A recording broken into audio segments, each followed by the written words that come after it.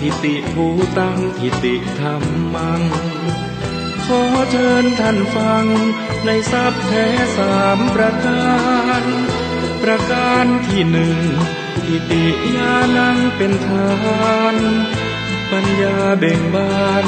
จิตนิ่งรู้แจ้งสดใส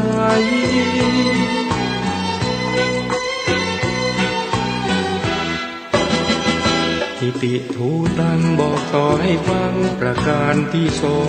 งรู้เห็นเรื่องรองจิตพ้นจำกัดเงื่อนไขมุมมองทุกสิ่งรู้แจ้งความจริงแบบไหนธรรมจักรชุบใจไม่มีสิ่งใดเข้าบัง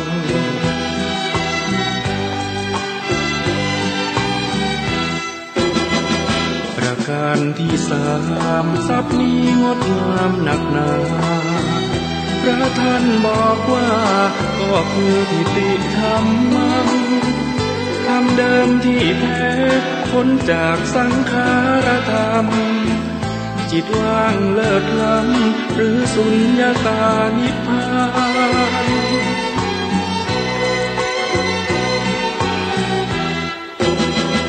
ทิติญาณังทิติภูตังทิติธรรมังพระธรรมปลูกฝังชาวพุทธรู้เห็นประสานอานาปานสติจิตรู้จิตตื่นเบิกบานทรัพย์สามประการล้วนมีติดตัวทุกคน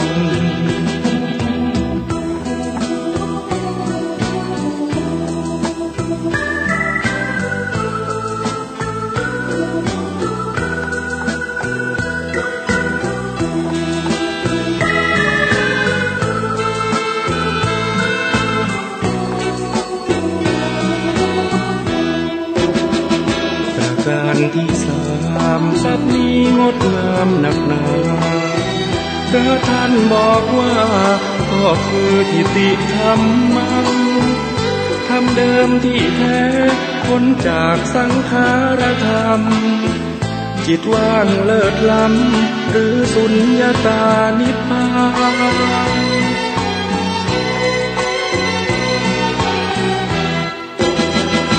ทิติญาณังทิติภูตังทิติธรรมังพระธรรมปลูกฝังชาวพุทธรู้เห็นประสานอานาปานสติจิตรู้จิตตื่นเบิกบานทรัพย์สามประการล้วนมีติดตัวทุกคน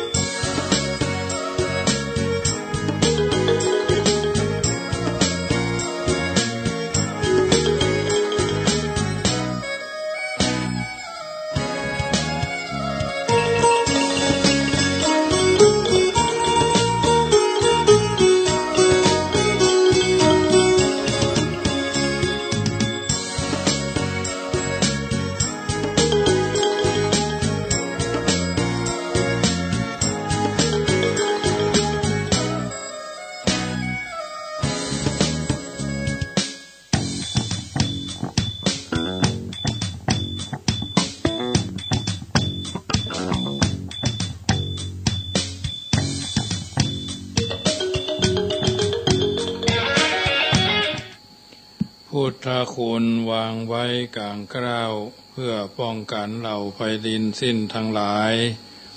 ธรรมคุณทูลวางไว้กลางใจเพื่อช่วยฮื้อหูทั่วถึงชั่วดีสังฆคุณทูลไว้ในชีวิตเพื่อช่วยพิษปลดทุกข์เป็นสุขี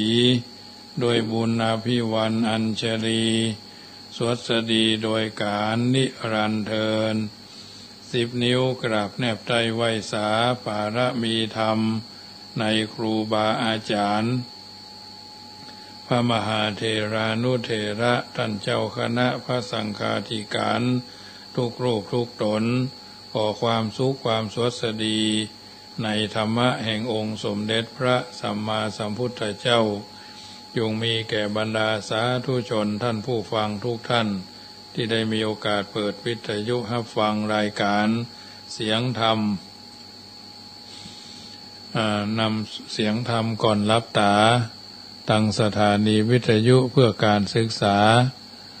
พระพุทธศาสนาและวัฒนธรรม FM ความถี่ 104.50 เมกะเฮิรตซ์วัดฝ่ายหินตำบลสุเทพอำเภอเมืองจังหวัดเชียงใหม่เมตตาในท่านพระครูสมุวิสุวัตรวรกิโจท่านเจ้าอาวาสและท่านผู้อำนวยการสถานีวิทยุแห่งนี้ถวายเวลาธรรมาภาพพระมหาประสิทธิธรรมาภินันโทน้อมนำเอารายการนี้มาอุเอิญเจริญปรมาเป็นปฏิพรให้บรรดาญาติโยมได้ยินได้ฟังทุกวันเวลา 19:15 นาทีถึง 20 นาฬิกาโดยประมาณทุกวันเสาร์วันอาทิตย์วันจันทร์วันอังคารวันพุธวันพฤหัสเว้นวันศุกร์ทั้งนี้ทั้งนั้นก็ถือว่าเฮาท่านทั้งหลายได้ฟังน้ำฟังธรรมกันก็เป็นกำลังใจให้ซึ่งกันและกันเพราะฉะนั้นรายการนี้นำมาอุเอิญเจริญปรวันนี้เป็นวันพฤหัสบดีที่27ใกล้จะสิ้นเดือนแล้วเทศกาลกิจการงานทั้งหลายก็ถือว่าเป็นกิจกรรมที่เกิดขึ้นก็คืองานทำบุญทอดกฐินระหว่างวัดนั้นใกล้ไกลในเมืองนอกเมืองอย่างวันพรุ่งนี้ก็จะได้เดินทางไปร่วมทำบุญสมทบกฐินที่วัดห้วยคอกคณะสงฆ์อำเภอเสมิงปัจจัยทุกบาททุกสตางค์ที่ญาติโยมหอมมาขณะนี้ก็ร่วม10,000เนาะ10,000นี่โอนไปแล้ว10,000โอนไปแล้วเหลือประมาณเกือบ 3,000 กว่าบาทเพราะว่าโยมหอมกันมาเนาะทีแรกอาตมาภาพปิดไปตั้งวันที่13คนนั่นมาหอมทั้งส่วนวัดก็มีได้ยินตุประกาศวิทยุใครหอมโดยใครหายไข้หายเมื่อยใครหายป่วยหายไข้ก็หอมโดยแต่เจ้าโยมแม่อำพรบุญหมื่นก็มาปาโยมพ่อบุญทวีเนาะมาร่วมทำบุญแถมก็ได้แถมให้น้อยนี่น้อยเนาะก็ถือว่าเฮาก็บ่ได้ละจารีตที่ทอยโรงพยาบาลก็ดีช่วยเหลือคนป่วยก็ดีเนาะบริจาคโลงศพก็ดีสิ่งต่างๆเหล่านี้แม้กระทั่งการประกันชีวิตก็เหมือนกันเป็นสิ่งที่เฮาสามารถทำได้เหมือนกันทุกคนทุกท่านเนาะแต่เฮาจะทำหรือไม่แค่นั้นเองสิ่งต่างๆเหล่านี้ไผบ่ได้บังคับเนาะบุญก็คือคุณงามความดีบารมีที่มันสร้างมันก็เกิดขึ้นกับตัวกับตนเฮาแต่ถ้าเฮาทำเฮาก็ได้ถ้าเฮาบ่ทำเฮาก็บ่ได้บางทีบางครั้งเฮาหนัวงกเงินกับเสาะว่าหากินทำมาหากินแทบบ่มีเวลาเนาะการงานรัดตัวกินข้าวพร้อมเป็นเวลาเปิดเฮาว่าตดพอบ่ปูดให้เนาะสุมาเถอะนี่ก็เช่นเดียวกันเฮาก็พยายามประคับประคองกันไปหลายสิ่งหลายอย่างที่เกิดขึ้นกับตัวตนเฮาทุกคนนั่นน่ะทุกสิ่งทุกอย่างอยู่ที่เฮาเป็นผู้กำหนดกฎเกณฑ์ไว้แทบทั้งนั้นเพราะฉะนั้นวิถีชีวิตของแต่ละคนนั้นเป็นวิถีชีวิตที่สามารถสร้างสรรค์พัฒนาคือ เกิดกับตัวกับตนเฮาเนาะจะดีจะชั่วอยู่ที่ตัวเฮาทำว่าจะนำจะสูงจะต่ำอยู่ที่เฮาทำตัวแทบทั้งนั้นนะเฮาหิวเฮาก็ไปรับประทานอาหารเหียเฮากระหายน้ำเฮาก็ไปดื่มน้ำเนาะเจ็บท้องเข้าห้องน้ำถ่ายนักถ่ายเบามันอยู่ที่เฮาทั้งนั้นญาติโยมทั้งหลายตัวภัยตัวมันนะสุขภาพมันเป็นของเฮานั่นน่ะจิตใจเชื่อมั่นในสิ่งต่างๆเมื่อรู้ความจริงว่าชีวิตนี้น้อยนักก็คือชีวิตในภพภูมิเนี้ยในชาติเนี้ยน้อยกว่าชีวิตที่ผ่านมามากน้อยเพียงใดเนาะเฮาก็พยายามประเมินบ่อาจจะประมาณได้ถูกถ้วนคนที่มีปัญญารู้แจ้งแทงตลอดเท่านั้นน่ะย่อมบ่ประมาทย่อมหันภัยที่จะโตยมาภัยที่จะเกิดแก่กรรมทั้งหลายที่ได้ประกอบการกระทำด้วยตัวของเฮาเองในอดีตชาติที่มากมายพ้นประมาณย่อมพยายามหนีพ้นอย่าเอาตั้งข้อสังเกตคนในสังคมปัจจุบันเทศกาลงานนั่นงานนี่ก็บ่ค่อยเท่าใดเนาะเรื่องกินเรื่องทานตั้งข้อสังเกตเวลาอยู่สุขสบายในเรื่องกินเรื่องทานก็บ่ค่อยใส่ใจสนใจกันเท่าใดนักเพราะว่ามัวเพลิดเพลินหรอกสุดแต่เวลาเสี่ยงโชคมีโชคมีลาภเนาะสลากกินแบ่งรัฐบาลเนี่ยเอาหันกันชัดๆนะ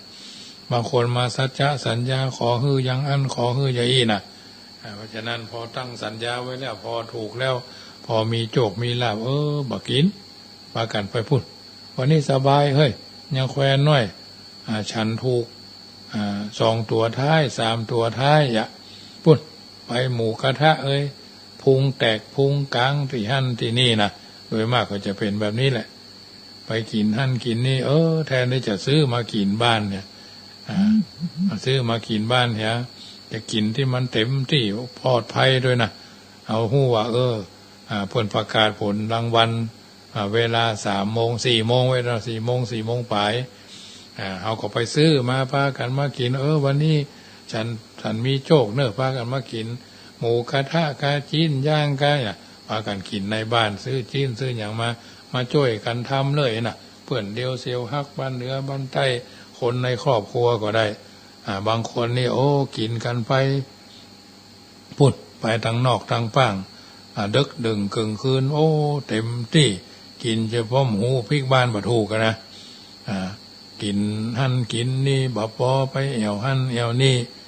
ได้นักก็เสี่ยงนักได้น้อยก็เสี่ยงน้อยมาคึดที่จะทำบุญมาผูกมาเจ้าฉันจะลูกเจ้าฉันไปตานขันเข้าหาพ่อเกิดแม่เกิดเจ้ากรรมนายเวรกรรมอะไรนะบ่มีพี่น้องตังอำเภอ1ในลำพูนเขาเนี้ยล่าสุดเนี่ยถูกลอตเตอรี่2 ใบ12 ล้านเนาะทราบว่าไปเสาะซื้องัวซื้อควายมา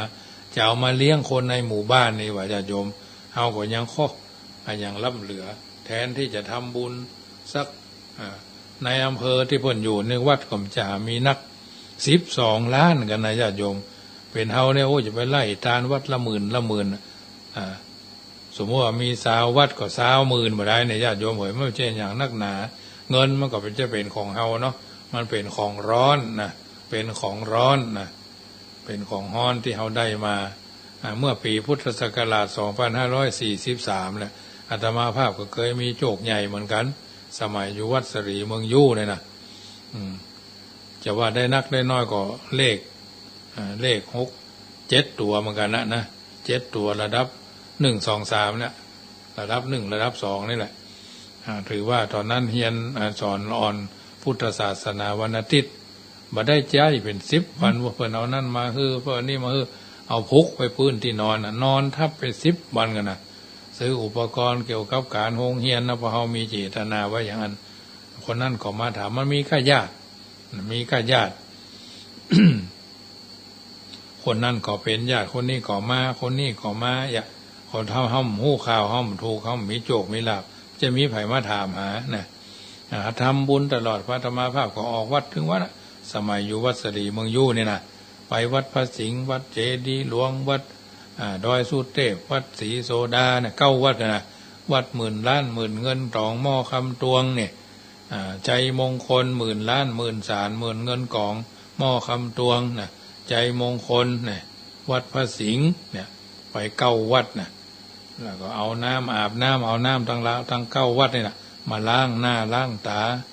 10,000 ตูมเนี่ยก็ไปนะไปไหว้ไปสาได้ออกวัดถึงเป็นเกิงเดือนไปถึงว่านะตอนนั้นไปเฮียนเกี่ยวกับอันตัวเมืองที่วัดพระสิงห์อยู่เหมือนกันสมัยอยู่วัดบรรยุนี่นะไปกอดพระปัจจัยไปมาได้บัจจัยเตื้อเป็นเกิงเดือนบุญปัจจัยที่เขาได้มาเขาก็มานับจำนวนนั้นซื้ออันซื้อนี่ก็อยู่ได้มาหลายปีญาติโยมเอ๋ยทางนี้ทางนั้นมีกับคนนั้นว่าตุยะหมายะอันตุยะมีแต่ผู้บังคับการผู้บังคับการแต่ผู้ปฏิบัติการไม่มีนะผู้ปฏิบัติการเหมือนคนนั้นมาเป็นเจ้าขี้เจ้าการนะตั้งข้อสังเกตเนี่ยบ่คิดอย่างได้อยู่สถาบันพระบาทก็ดีสถาบันป่ามุ่นก็ดีนะสถาบันบ่อหินก็ดีอยู่นี่นะมีเขาเคยมาทำบุญซะเถอะเขาว่าได้เงินเป็นล้านนี่นะก่อนนโมทนาเขาทำบุญก็ทุผ่านมาแล้วเขาก็ว่าอะไรกันบ้านนั่นก็ได้ยินว่าถูกบ้านนี้ก็ได้ยินว่าถูกแต่เคยมาทำบุญเพื่อนอาจจะใส่บาตรเนาะแล้วมันแบบจะหาอยู่เมินนะเงินหมดนี่นะมันเป็นเงินฮ้อนอยู่ไปฟังไปเหลือกะว่องนะขนาดพนอนอดีตเทรนเนอร์มวยเนาะเจ้าของค่ายมวยยอดธงเสนานันท์เนาะถูก45 ล้านไปมีประเดี๋ยวนี้เหลือกะว่องเหลือกะจื้อละหลายคนนะเพราะเขาบ่ได้สร้างบารมีเพิ่นฮือเทียมเหมือนกันอย่างเป็นเจ้าวาดก็มีหลายวัดหลวงพ่อวัดต้าวังเป้านะเพิ่นก็ถูกเหมือนกันใบหนึ่งตอนนั้นก็ได้4 ล้านปลายหลวงพ่อก็ยังเป็นหลวงพ่อท่าบเดียวนะเพราะฉะนั้นอันนี้เป็นเรื่องที่อุทาหรณ์เตือนจิตสกิดใจถ้าคิดจะทำมันใดของมันเสี่ยงมันโจกเข้าไปว่าตรงนั้นตรงนี้ก็บ่ได้เป็นเรื่องที่ละเอียดมากนะการดำเนินชีวิตมันไม่ใช่ว่านับได้นับมีโจกมีลาภเหมือนกันทุกคนนะขอคือว่าเอาอายุ50 ปีไปแล้วนะควรจะเริ่มหัดกินหัดทานหัดไปปฏิบัติธรรมเนาะถ้าอยู่เป็นคนเดียวซ้ำสะดวกเพิ่นเพิ่งบอกว่าอยู่คนเดียวสบายนะแต่ไม่สนุกอยู่ร่วม2 ครองทุกข์สนุกแต่ไม่สบายนะหลายคนเพิ่นอายุ50 ปีไปแล้วก็ดี60 ปีไปแล้วก็ดีถ้าเป็นราชการนี่เพิ่นเกษียณแล้วนะเธอเอาพากันวันศีลวันหยังเอาพากันไปปฏิบัติธรรมบ่พากันไปนอนวัดบ่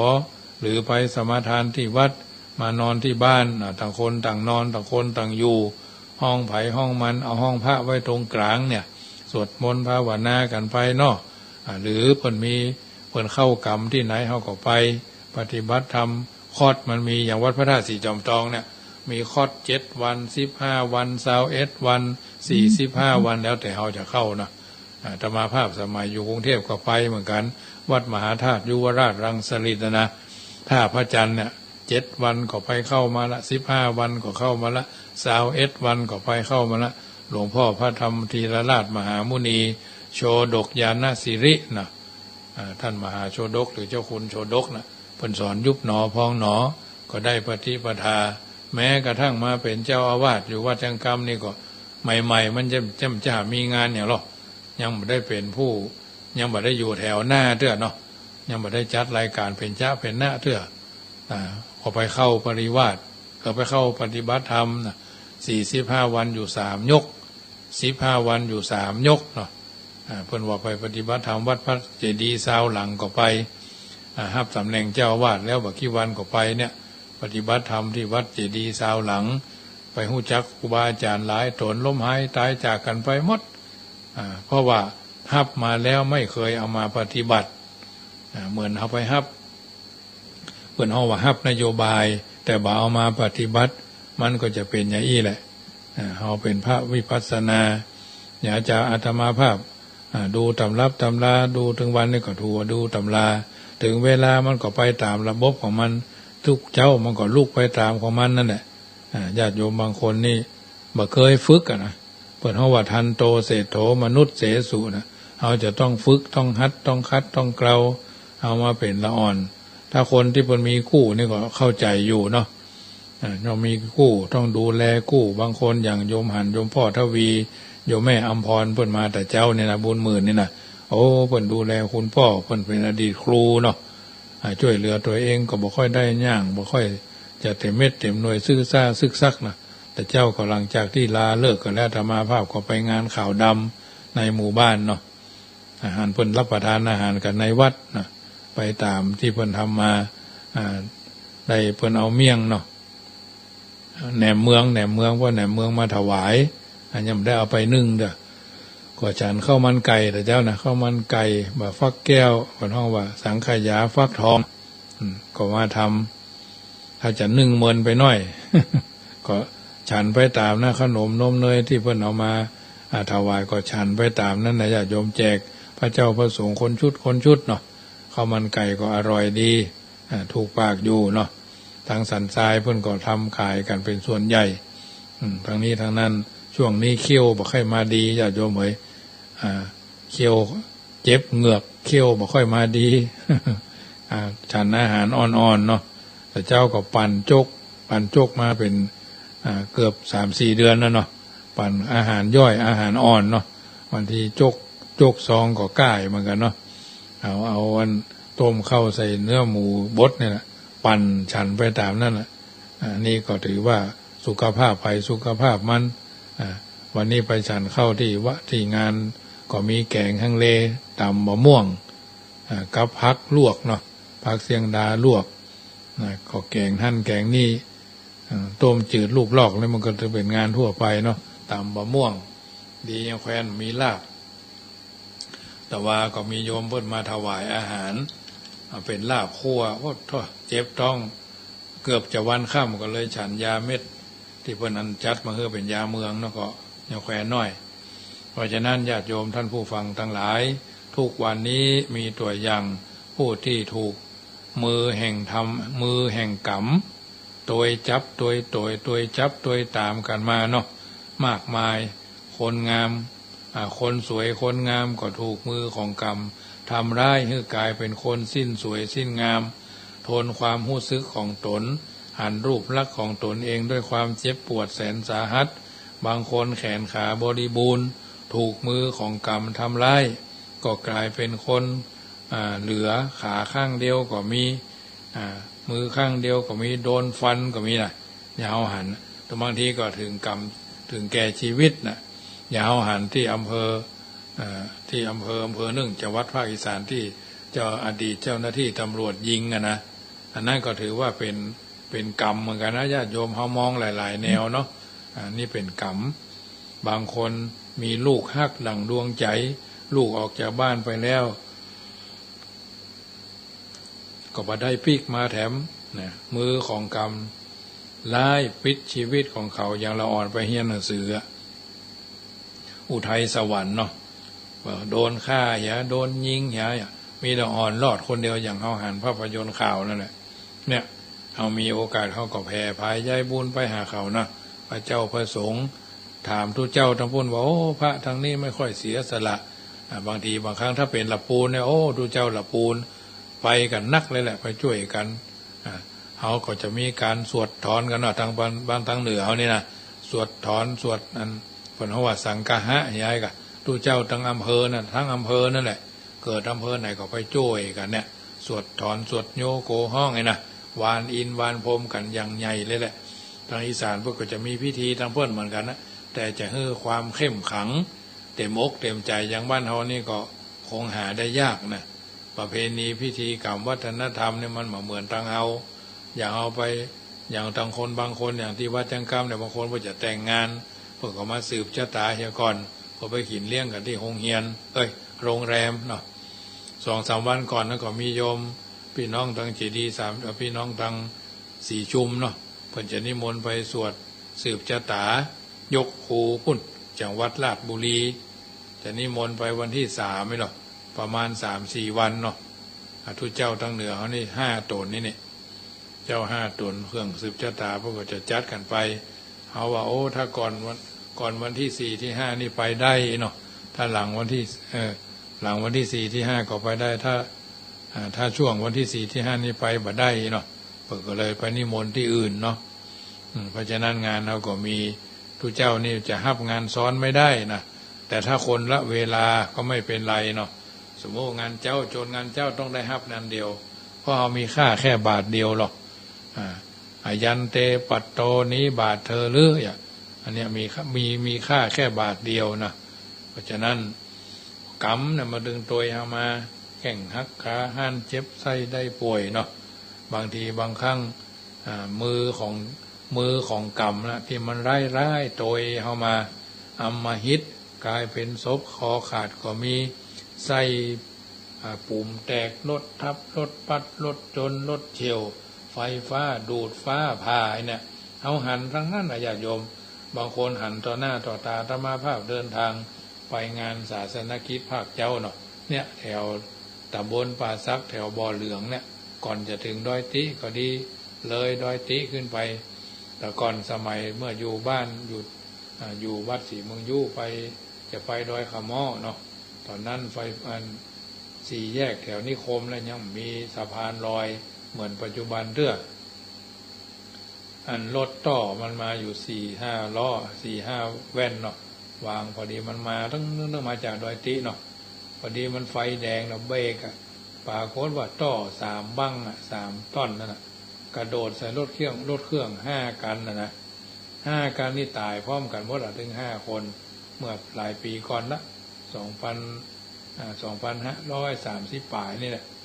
แต่มาภาพยังอยู่วัดศรีเมืองยู่อยู่เนาะอันนี้ก็หันกับหูกับตานะวันครับรถเครื่องก็แบนหมดญาติโยมโอ้เป็นที่น่าอเนจอนาถเนาะคนนี่มุงบูตอนนั้นมันก็ไม่ใช่มีข่าวโลกโซเชียลก็ยังพร้อมมีอย่างเตื้อตอนนั้นนะยังบอกค่อยคือโคมเหมือนสมัยนี้ถ้าสมัยนี้ก็พวกต้อมหูจักจบแหละข่าวสารงานอันนั้นอันนี้นะหนังสือพิมพ์ไทยนิวลงเป็นเดือนมั้งนะหนังสือพิมพ์ไทยนิวหนังสือทางภาคเหนือนี่นะข่าวลำพูนแจ้งใหม่ก็ข่าวกันอยู่เรื่อยนะอันนี้ก็มันก็เป็นผลกรรมนะครับจะต้องข้อสังเกตว่าบางทีไปไหนไปด้วยกันนักตายเนาะโบราณนี่ผมจะคือไปไหนด้วยกันเป็นหมู่หรอกครอบครัวนะผมคือมีคนอยู่ทั้งหลังพ่องบางทีนี่แห่กันไปถึงครอบครัวปรากฏว่าไม่อันเป็นไปก็มีนะทำเมื่อเอาหันนะญาติโยมเพราะฉะนั้นเรื่องนิดเล็กน้อยเขาก็ต้องใส่ใจข้อสำคัญเนี่ยญาติโยมเขาต้องตั้งอกตั้งใจตาลเนาะเป็นการชำระความโลภเป็นการชำระความโลภอย่างดีที่สุดนะผมบอกว่าการทำลายชีวิตสัตว์ก็ดีการทำลายชีวิตคนระหว่างกันก็ดีทำด้วยกายกรรมก็ดีกรรมก็ดีจิตที่นึกที่คิดก็ดีนะมันเป็นบาปอย่างนักอย่างกลางอย่างเบาหรอกทำลายชีวิตสัตว์ใหญ่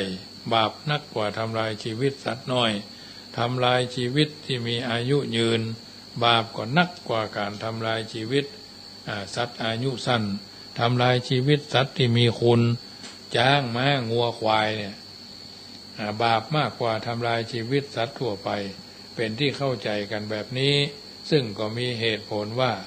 น่าเข้าใจเช่นนั้นฆ่างัวควายกับฆ่ายุงฆ่ามดบาปน่าจะนักมากน้อยกว่ากันผลกรรมที่ผู้ฆ่าได้รับก็จะนักเบากว่ากันเป็นอันนักมีเรื่องจริงที่เกิดขึ้นกับผู้ประสบพบเห็นเล่ากันต่อมาว่ามีผู้มีอาชีพฆ่างัวฆ่าควายนั่นเมื่อใกล้จะตายต้องทนทุกข์ทรมานดิ้นรนกระเสือกกระสนส่งเสียงร้องคล้องคายเหมือนหมูวิกันนะควายก็โบ่งัวก็แว่นะอันนี้ถือว่าห้องมาเสียงงัวเสียงควายที่ถูกฆ่าตมาภาพแต่ก่อนในคนข้างบ้านเพิ่นก็ฆ่างัวฆ่าควายหรอกเวลาเพิ่นว่าเวลามีเดือนจีปีใหม่เข้าว่าสาวปีใหม่เมืองนี่นะเพิ่นห้องว่าตกปุ้นเนาะหมูลากหมูมาวิบอกได้ยินบ๊อบนะได้ยิน2-3 บ๊อบแล้วก็เปิดไฟแจ้งลึ่งเพิ่นจะมีการตกปุ้นกันหรอกจะเอาขี้ปุ้นเท่าใดจะเอามายังจะเอาจิ้นลาบข้าจะเอาอย่าเพิ่นได้ยินยักแหละเอาเป็นละอ่อนสักพอ2พอ3นี่แหละเพิ่นตกปุ้นต้องอย่างงัวควายก็เหมือนกันเพิ่นจะเอามาตกปุ้น สมัยนั้นมาก่อมพอแปลงตัวใดแหละ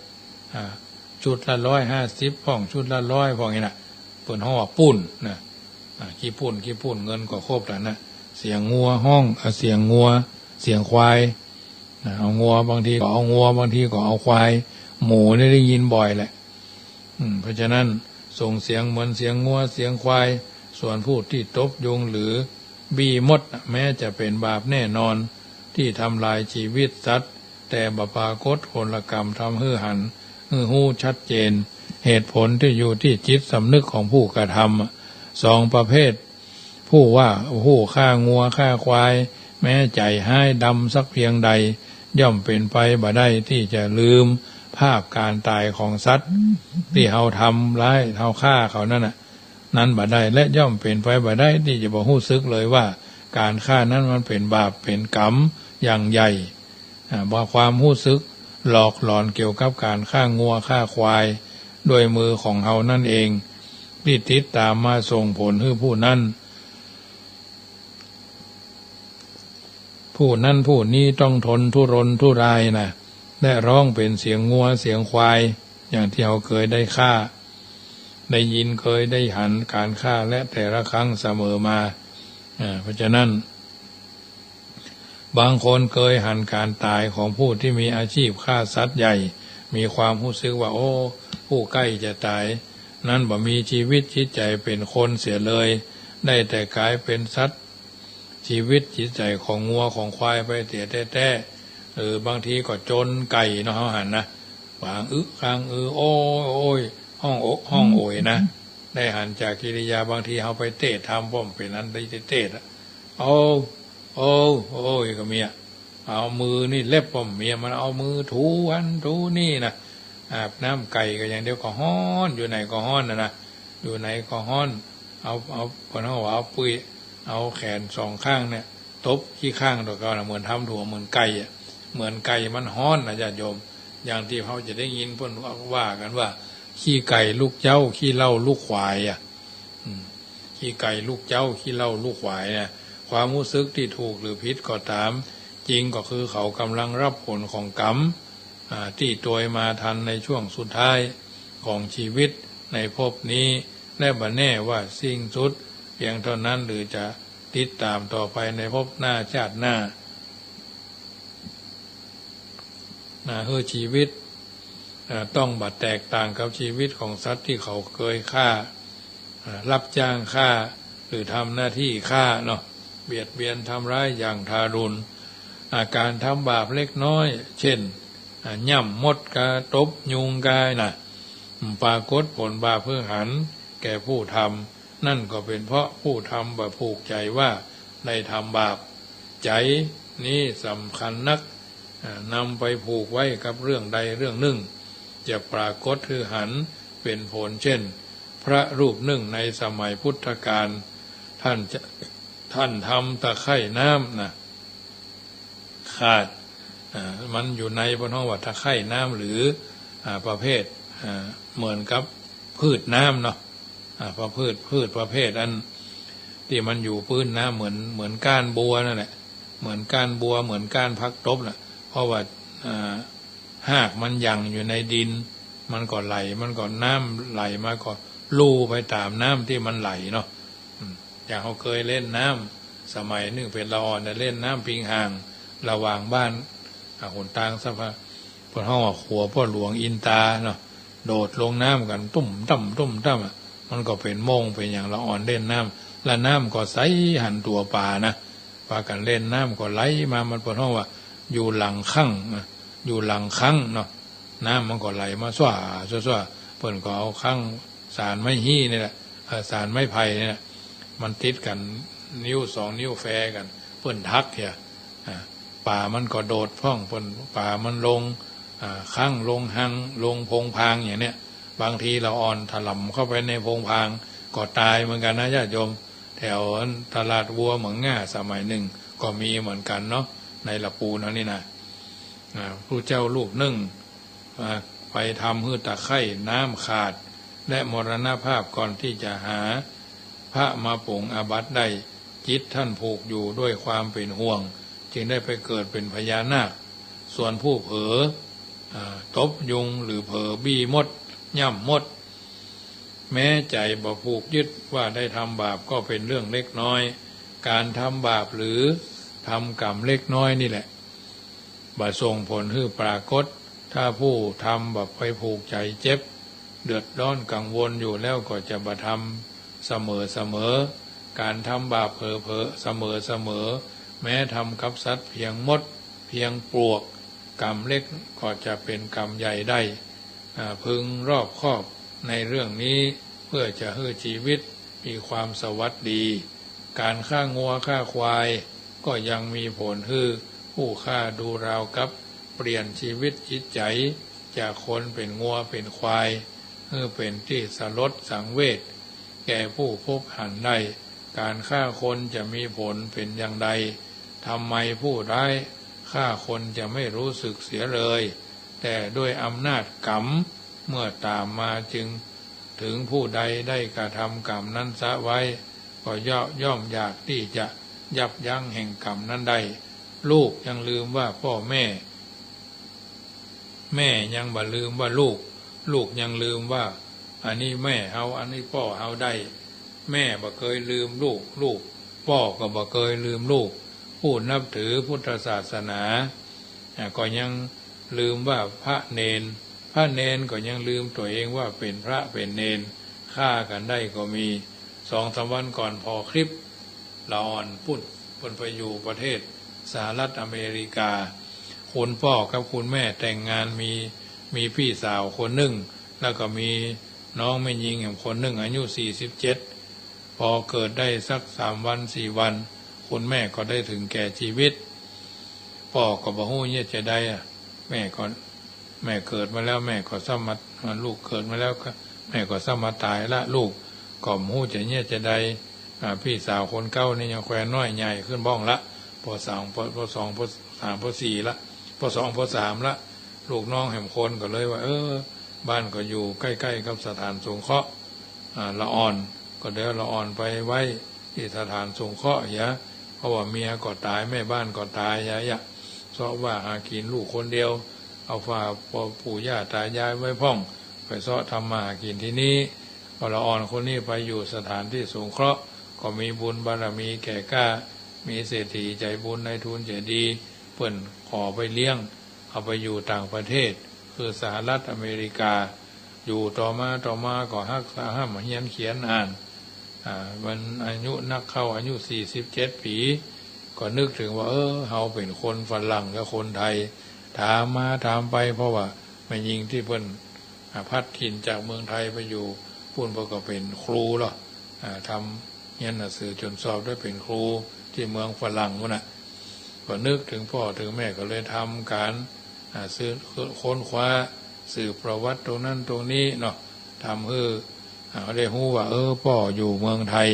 จังหวัดอุบลราชธานีเนาะปรากฏว่าพ่อก็รอคอยลูกมาไปฮับที่สนามบิน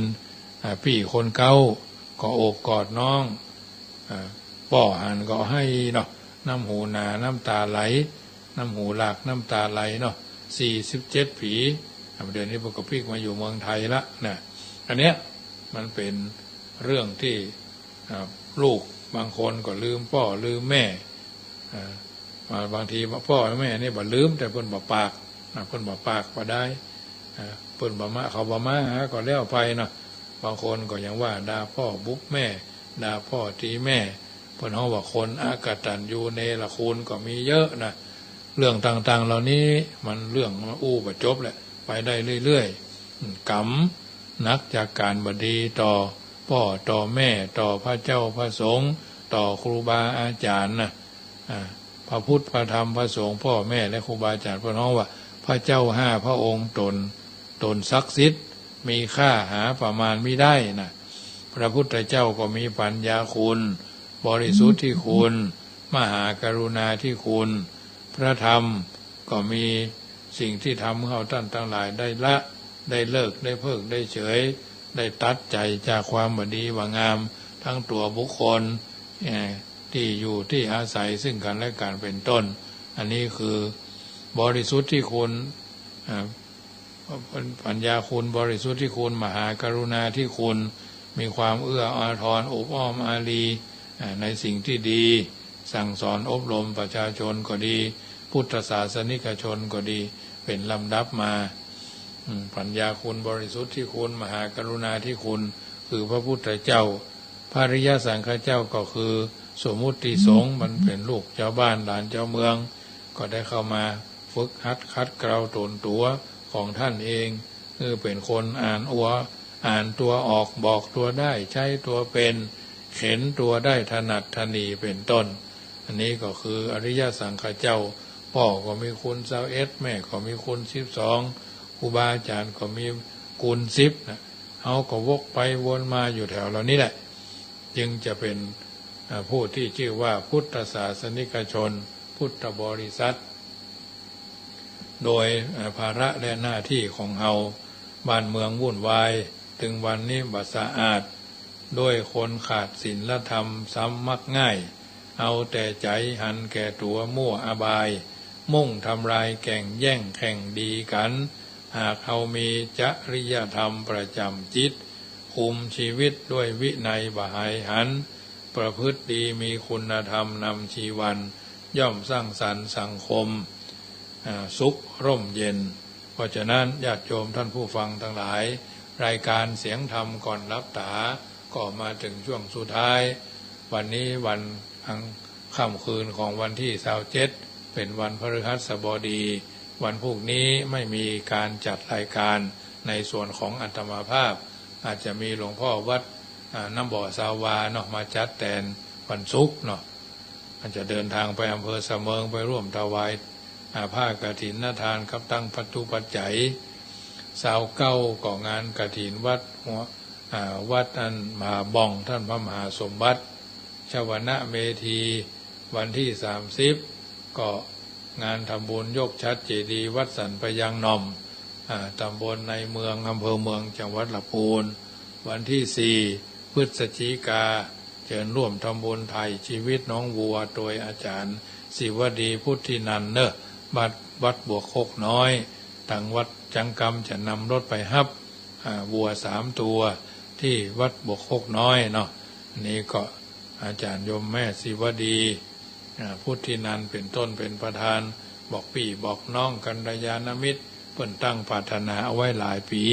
บัดนี้ก็คงสมสมัยภาคเจ้าก็มีการห้องควงควายถวายสื่อโพราชตากาเจริญพุทธมนต์กาอีกที่วัดหมกโคกน้อยเนาะอันนี้ก็ไปกินไปทานกันได้ภาคเจ้าก็ยื่นโยงองค์การห้องขอนควายภาคบ่ายก็เอารถไปใส่ควายปิกละปูนเมื่อค่ำยามแรงก็อบรมสมโพธิพระไตรปิฎกญาติโยมจะร่วมทำบุญก็ได้วัว3ตัวละ30 บาทพระไตรปิฎกพระวินัยปิฎกอภิธรรมปิฎกสุตตันตปิฎกปิฎกละ30 บาทก็ประเมินเจริญพรพระไตรปิฎกนี่จะเอาไปถวายที่วัดหนองอ้ออำเภอป้าวเป็นจุดที่1วันที่5เนาะจุดที่2ก็วัดมงคลวารีอำเภอฝางอันนี้ก็เป็นจุดที่2ในวันที่5วันเดียวนั่นนะวันที่6ก็ปล่อยหลวงวัดหัวห้วยตำบลอำเภอเวียงหนองล่องเนาะวันที่6แล้วก็ภาคบ่ายก็เพราะทานกฐินวัดม่วงน้อยตำบลม่วงน้อยที่อาจารย์วัดเปิดออกรายการนั้นทุเจ้ายองอูธรรมะเนาะที่ขึ้นก็ขึ้น104เอาเนี้ยทุกวันเสาร์วันติดกันญาติโยมก็ที่ตามฟังกันได้บุญกินบุญทานที่เป็นพลังอันยิ่งใหญ่ก็นอกจากจะทำให้เราท่านทั้งหลายเข้าใจได้ละได้ประพฤติได้ปฏิบัติสิ่งที่ดีที่งามเป็นลำดับไปสิ่งละอันพันละน้อยก็ถือว่าเป็นนั่นสิ่งที่ทุกคนสามารถกระทำบำเพ็ญให้เป็นไปได้หมดนะดีก็ดีก็ทำได้ชั่วก็ทำได้ถ้าเราตั้งใจเนาะตั้งใจที่จะลดละเลิกสิ่งต่างๆเหล่านี้ด้วยตัวของเราเองทุกสิ่งทุกอย่างก็ทำแล้วก็เป็นประโยชน์กับหมู่นักหมู่หลายก็ถือว่าช่วยกันสรรหาช่วยกันรักษาช่วยกันส่งเสริมช่วยกันกำจัดนะสรรหาสิ่งที่บ่มี ที่มันดีก็ทำให้มันมีสิ่งที่มันบ่ดีก็ช่วยกันทำลายให้มันหายห่างหดลุดลุ่ยไปเลยนะรักษาอันใดด้วยรักษาด้วยกายวาจาจิตใจก็ใจกันไปเพราะฉะนั้นสนใจไฟเฮียนหูไฟเรียนสู้อย่าท้อถอยใส่ใจไม่เลื่อนรอยเฝ้าคอยปรับปรุงเปลี่ยนแปลงเป็นต้นวิถีชีวิตเราทุกคนนะญาติโยมเกิดมาบนกองดินหากินบนกองงาน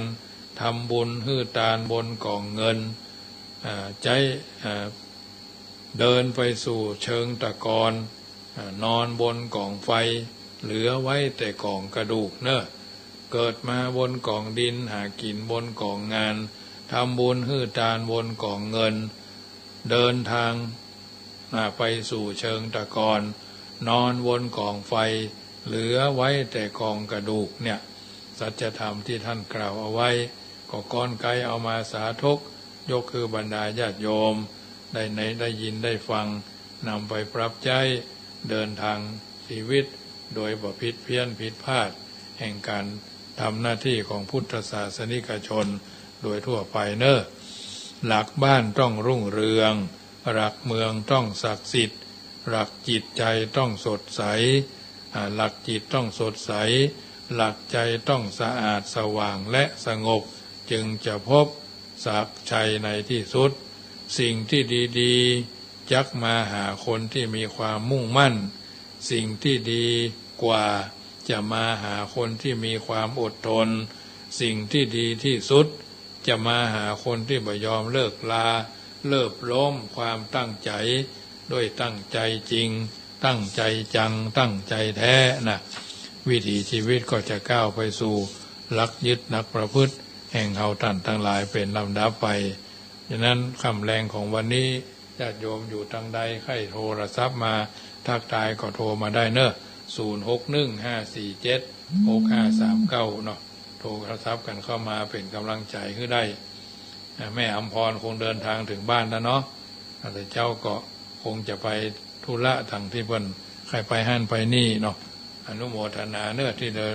มาถวายพระตาหารที่วัดจังกำสื่อโพราชตาผ่านไปเรียบร้อยก็คงจะเป็นที่สบายใจกับคุณโยมพ่อทวีโตในโอกาสต่อไปเนาะวันนี้รายการเสียงธรรมก่อนรับตามาถึงช่วงก่อนที่จะนำรายการจากท่านไปอยู่จุดไหนโมงใดโทรเข้ามาเนอะถ้าใครทักทายกันเจริญปอนแฟนพันธ์แท้พันธ์แท้แต่โทรมาถึงวันได้ทำแต้มเสมอมาเนาะกำลังใจเนอะเจริญปอนแม่เลี้ยงกาแฟ170 แก้วก็ได้ปัจจัยไป200ไปรวมกระถิ่นนึงเสมอกันเจ้าผมได้ไปกินเมตไว้เจ้าอันไหนอย่างก็วันนี้บ่ได้150 แก้วกะแต่ว่าการเป็น180 แก้วหมดแต่ว่าก็ได้สักเดือนได้เจ้าโมทนาเนอะเจ้าโยมแม่อำพรเอาไว้สาเจ้าถึงบ้านเรียบร้อยแล้วเจ้าไปม่อนฤาษีก็ไปอยู่เจ้าคนไปป้าพันทางกระปูคนกำลังจะออกไปเป็นเสียนตกขาวได้คำนี้เจ้าพอดีเป็นหัวหอกแล้ว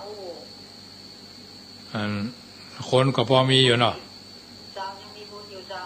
คนก็มีอยู่เนาะเจ้าโมทนาแม่เนอะ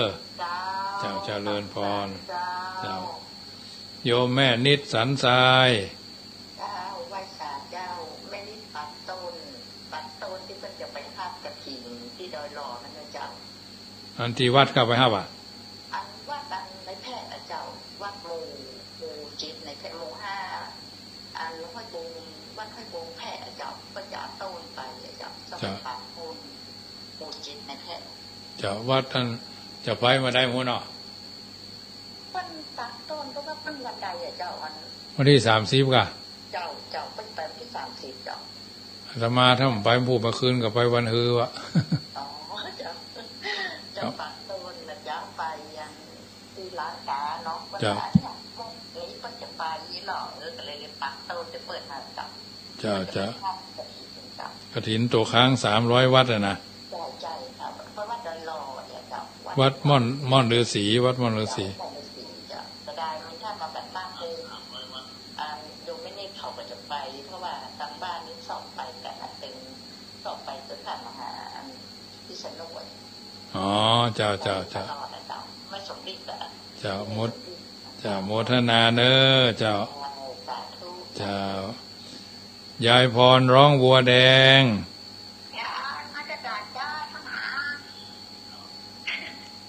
ฝนตกกับวะเนี่ย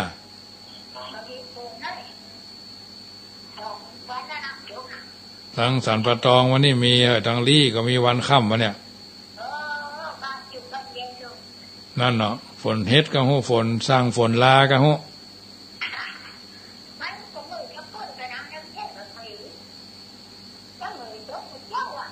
เมื่อยจ้างก็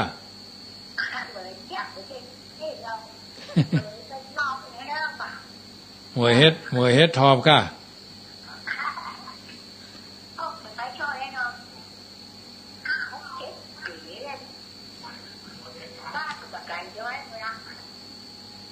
ดอยเนี่ยดอยยาวนี่ก็